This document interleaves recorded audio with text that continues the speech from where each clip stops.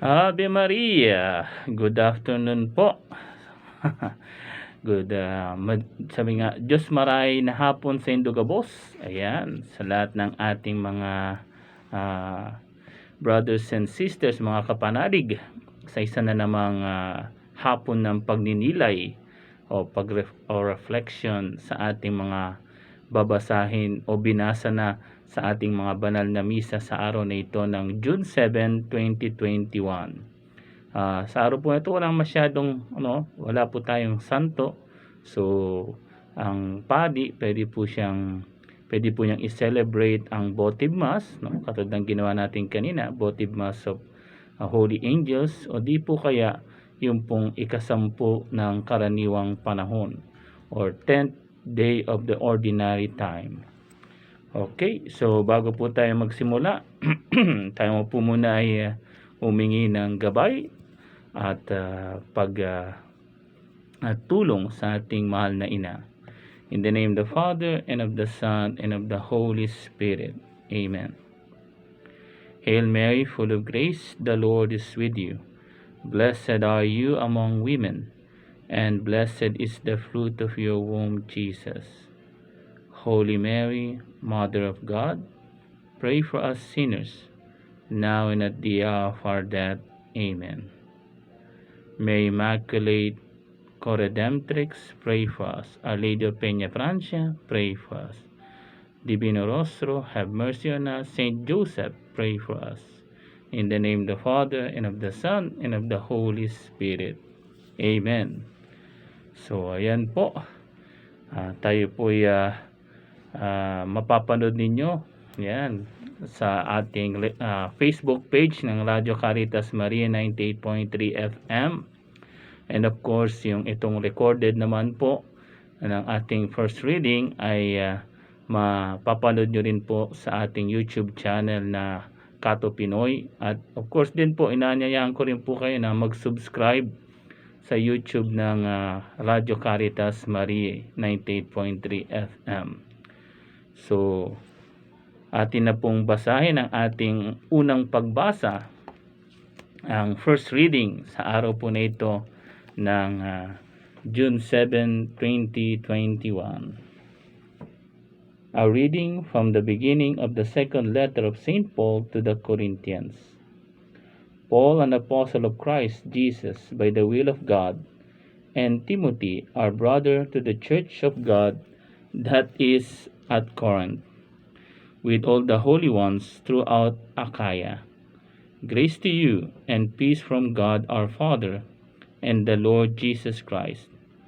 Blessed be the God and Father of our Lord Jesus Christ, the Father of compassion and the God of all encouragement, who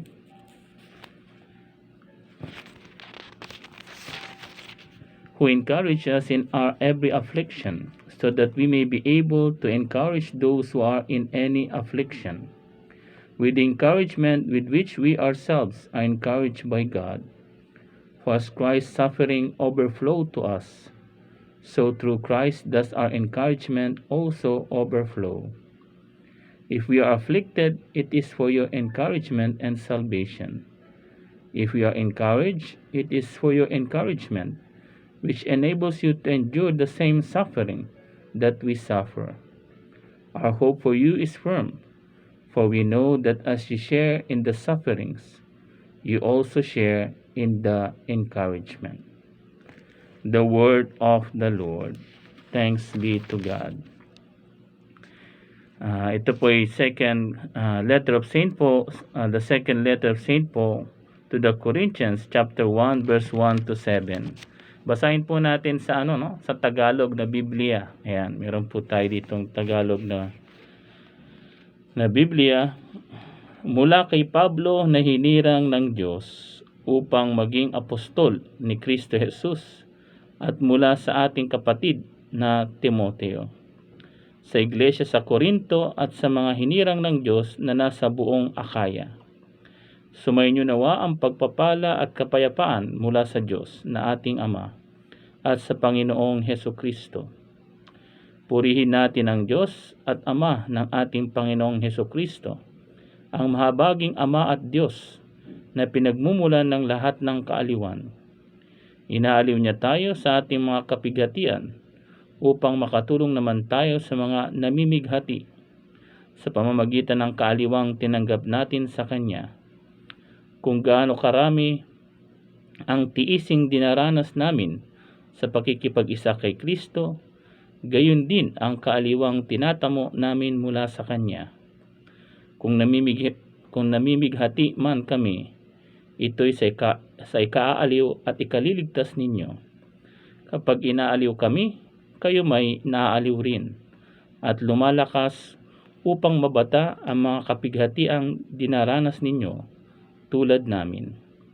Kaya't matibay ang aming pag-asa para sa inyo, sapagkat alam naming kahati kayo sa aming kaaliwan, kung paanong kayo'y kahati namin sa pagtitiis. Ayan. Yan po yung translation naman sa Tagalog or Filipino po ng ating unang reading. Ayan. Alam nyo, napakaganda nitong first reading natin ngayon, no? Very, very consoling, no? Sabi nga, ito'y sa ikalawang sulat ni San Pablo, no? Ni Saint Paul, at mostly ito'y naka-address din kay Timoteo, no? Kay Saint Timothy, no? Sa iglesia, sa simbahan sa Corinto. And according sa ibang Bible scholar, this is the second letter made by Saint Paul, no? Sa lahat ng kanyang epistle, no? Kasi akala natin, no, na yung epistle sa Rome, no, dahil nasa pagkatapos ng Acts of the Apostles ay letter of Saint Paul to the Romans, akala natin yun ang unang sinulat ni Saint Paul, pero hindi po, no? According sa mga Bible scholar, sa ibang mga no, ang unang sinulat ni Saint Paul na letter ay ang Corinth, no? Regarding sa Corinth, no? Church of Corinth. So yung una is yung first letter of Saint Paul to the Corinths, and then after itong second, no? And alam niyo po, tulad ng nasabi ko, sinabi ni Saint Paul, no, na God, sabi, the Father of compassion and God of all encouragement. Napakaganda, no? Sabi niya, God is the God of the Father of compassion. Alam niyo po, lalong-lalo na sa atin, no, sa mga panahong ito, lalo na ngayong pandemya, no, kailangan po talaga natin yung no, yung consolation, yung encouragement, yan. Yung sabi nga, pagdadamayan, ayan, yung pagbibigay ng lakas ng loob, no, sa ating mga kapatid, no? Kasi nga sa mga panahong ito, no, napakahirap po talaga, no? Hindi ka makalabas ng bahay, no? Hindi ka malayang magawa yung mga mga dapat mong gawin, no? Kailangan lagi ka naka-face mask. No? Pag hindi ka naka-face mask, mumultahan ka, no? Alam na, saan ko ba na yung balita na no? Na grabe, I think 1,000 ba to? 1,000 bang multa o 3,000? Hindi ko na maalala, no? Sa Manila, sa NCR, no? So pagka first violation, no, hahayaan ka muna, pero pagka no, minsan depende rin sa nagsisita, no? Kapag talagang napagdiskitahan ka, no, sa kasamang palad, ayun, sorry na lang, no? Wala ka nang trabaho, mamumultahan ka pa dahil wala kang face mask. Di no? O di lang face mask, no? Buti nga dito sa atin face mask lang. Sa yata sa NCR, pa, no? Meron pang face shield, no? Meron pang face shield. At no, sang-ayon din ako dun sa, anyway, kanya-kanyang yan, no? Pero personally, for me, no, hindi na masyado yung kailangan yung face shield, no? Siguro mas mahalaga yung face mask, no? Yung face mask, yung face shield, minsan pagka hindi ka pa lalo na sa mga kapatid natin na mga ano na, no, senior citizen, no, mahirap yung may face shield. Alam niyo po ba yun? No, yung mga lalo-lalo na yung mga may ano, may salamin, no. So sang-ayon din po ako dun sa mga politiko na nagsasabi na ano, no, siguro alisin na yung face shield, no. Ang mahalaga yung face mask na lang, no. Siguruhin lang na yung ano, no, yung talagang yung face mask ay na ano, no, very sabi nga malinis at ano, no, talagang makaka ano ng virus, no. Pero yung face shield kasi parang ano na lang, no. So anyway, of course depende nasa ating ano yan, no. Ito'y opinion lang naman natin, no. Pero yun nga po, no, sa panahon natin ngayon napakahirap, no. Marami sa ating mga kababayan ang dumadaan sa ano, no, sa matinding pagsubok, no, sa matinding kahirapan, no. Lalo ngayon, no, na hindi natin alam yung hanggang kailan itong pandemya na ito, no, hanggang kailan na ano. Pero sa awa naman ng Diyos, no, kahit papaano na meron naman yung ano, no, narinig ko naman din sa balita kanina na sisimulan yata ngayon yung ano, no, another set ng vaccine sa sando sa mga ano naman, sa mga part ng A4 ba to na frontliners, no. So let's us hope for the best, no. Kaya nga po importante yung ano, no, yung pagbibigay ng encouragement, ng comfort, no, sa ating mga kapatid, sa ating mga kababayan, sa ating mga mahal sa buhay, no. Kasi minsan mas inuuna natin yung malayo sa atin, samantalang yung malapit sa atin hindi natin may comfort, no. May mga ganyan, no, na mas pinipiling i-comfort yung hindi ka pamilya, hindi ka mag-anak, no, kaysa dun sa pamilya niya, no, na ano. Kaya tuloy, no, lalong-lalo na, no, nangyayari sa ano, no, sa buhay ng isang tao, no, lalo na sa mag-asawa, no. Naalala niyo, biglang pumasok sa isip ko yung ano, no, yung joke ba yun? Joke yata yun na itong si Mister, no. Anyway, ngayon hindi na ngayon hindi na po hindi muna pwede ngayon kasi pandemya. Pero dati, di ba, yung may sabungan pa, no, yung kanyang mister laging hawak-hawak yung kanyang ano, no, manok, no, yung panlaban, no, laging hinihimas, laging kino-comfort, no. Sabi niya, ay, no, binubugaan pa ng sigarilyo. Ang usok ng sigarilyo yung manok, no. Talagang laging hinihimas yung manok, ayan, no. Siyempre si Mrs. lagi nakikita, no, nakikita ni Mrs. na inaan yung manok, no.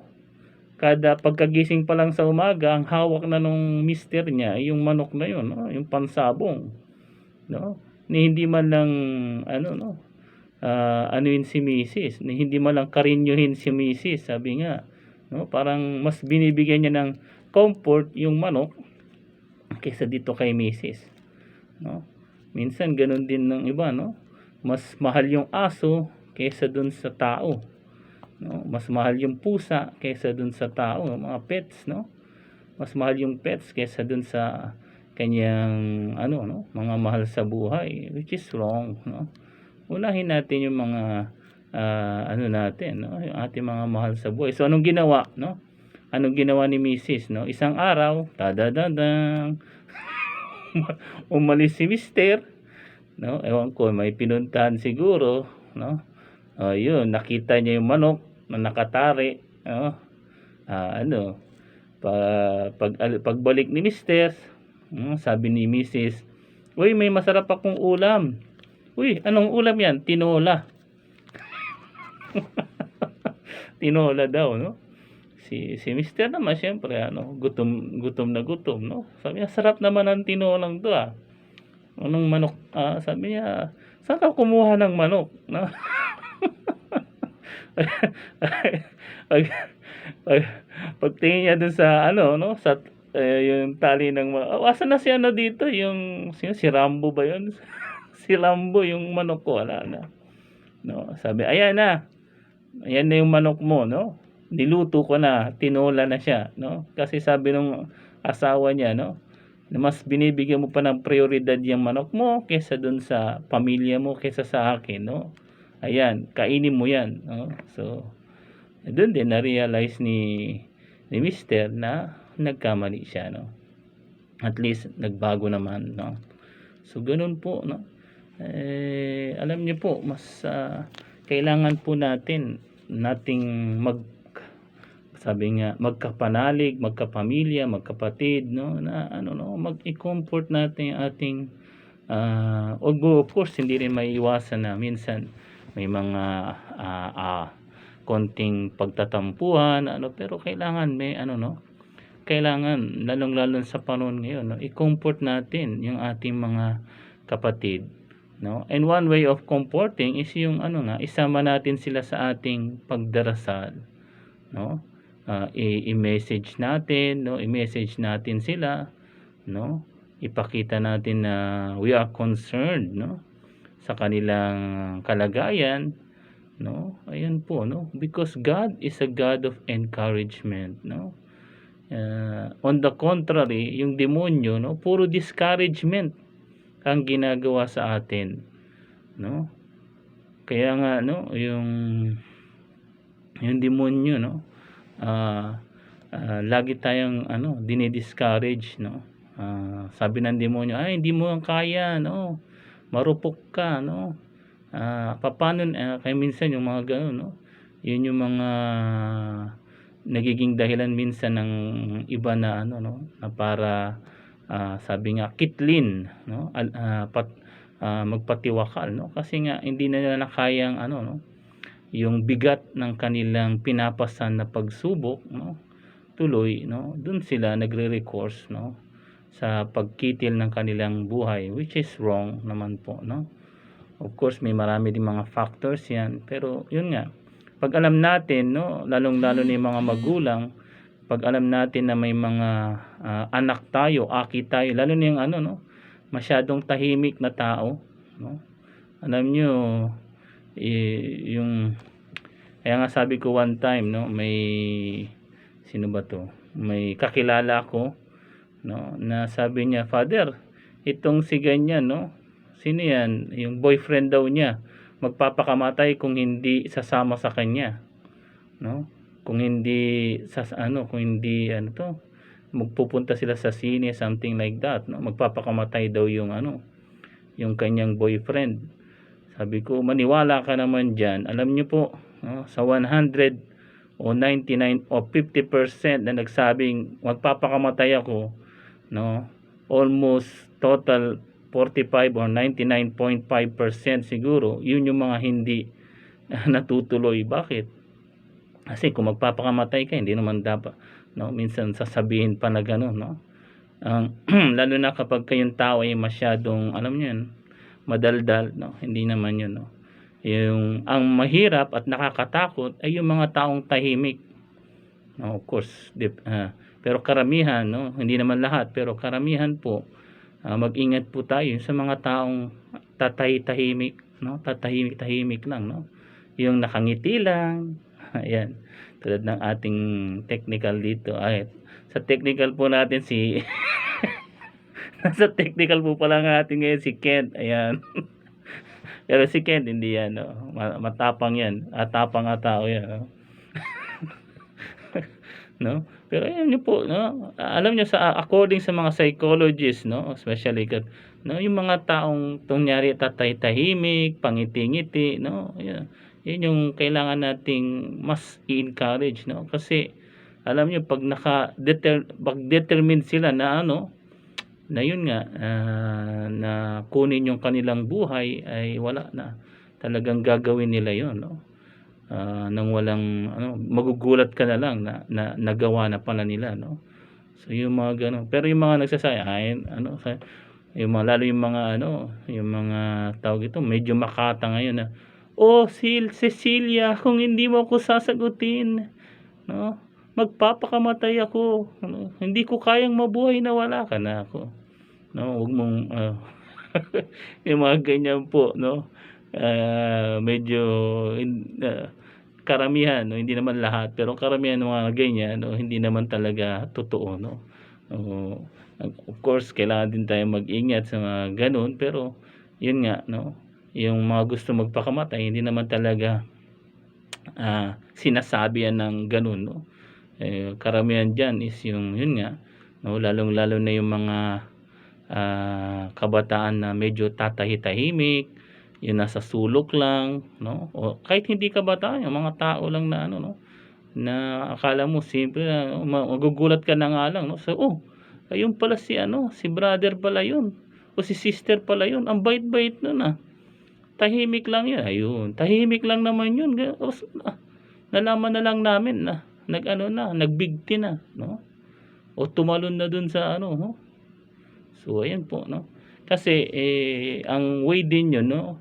Sabi nga ng mga ano, no, mga counselor, no, kapag hindi na-experience nung tao yung comfort sa sarili, no, lalong-lalo na, no, kung hindi niya kayang ilabas yung mga nasa kanyang damdamin, no. Kung hindi niya mailabas yun, no, ayun na, no, dun sa sabog, and yun na magiging consequences nun, no, na yun nga,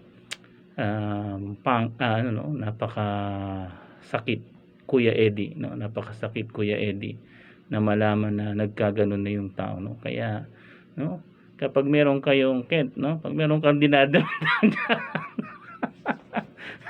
ang meron tayong ano, no, meron tayong ano sa sa loob, no, kailangan mailabas 'yan, no. Isa 'yun sa mga sinabi sa amin ng aming professor dati, no, sa I think sa sa seminary, no.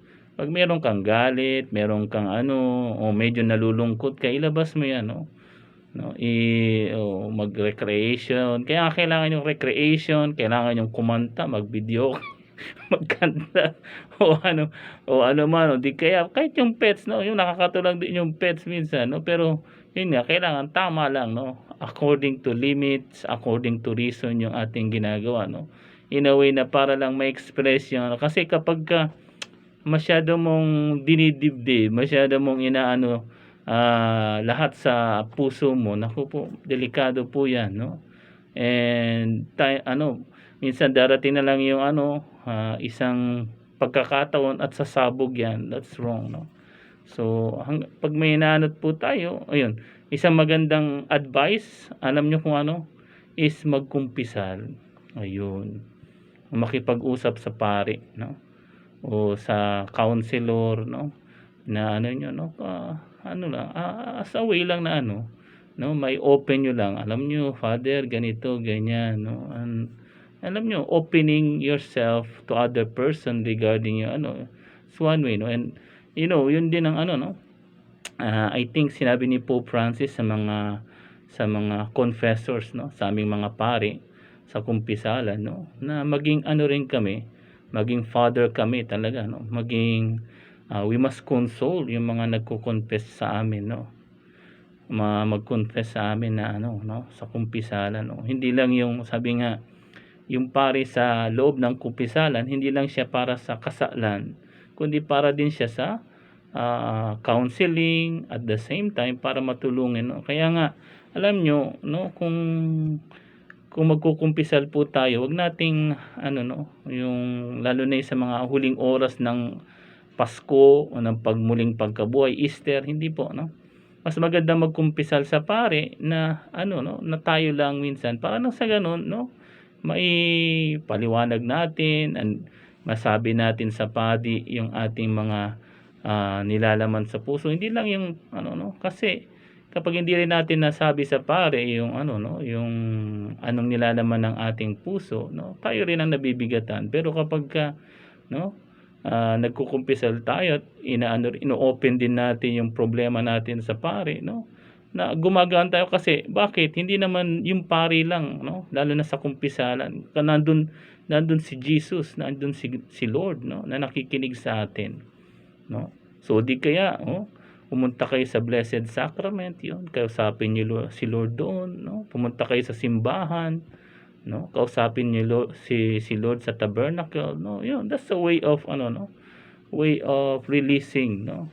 Huwag niyong hahayaan na kipkipin lahat sa dibdib niyo yung mga sakit o tampo, Huwag niyong hahayaan po yan, no? I-release niyo po kay Lord, i-release niyo kay God yung mga yan, no? And God is a God of encouragement, sabi nga ni Saint Paul, no? And God always encourage us, no? Grant us peace in our life. Okay? So, tingnan po natin kung may mga gusto magpa-shoutout shoutout po natin ng mga nag-comment sa ating program sa hapong ito.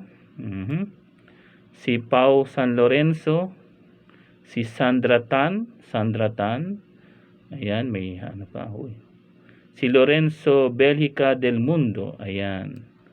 So, ayan po, i-shoutout po natin itong mga nag-comments at patuloy na nanonood po sa atin at nakikinig po sa atin dito sa Radyo Caritas. Of course, shoutout natin, baka magtampo si Sister Eloida Pili, si Sister Ebet Sanares, Sister Malu and Moraya, yan, lagi yan sila nakikinig. So, ayan po, shoutout natin po sila kay of course, sa ating mga Mimen Toffee Bicol, YFI Bicol, ayan. Sa mga Gryphon, ayan, baka nakikinig sila. kay Brother Edison, ayan, kay Sir Gredler. Okay. So, magmi-music break muna po tayo at sa ating pagbabalik, atin naman pong pagninilayan ang responsorial psalm. Huwag po kayong alis, magbabalik ang reflection. Ave Maria.